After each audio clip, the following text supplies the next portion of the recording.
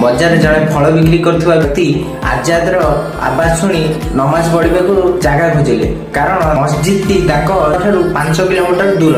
जहाँ फल कि से गोटे फांका स्थान खोजी नमाज पढ़ुले किंतु से समय बहुत जोर से वर्षा है घड़घड़ी मारिबा सहित कुआ पत्थर बरसिला से बाट दे जड़े सरदार भाई जाऊे सी जो देखिले जे मुसलमान जनक नमाज पढ़ुची किंतु कुआ पत्थर बरसुची से क्या किसी न कही छता नहीं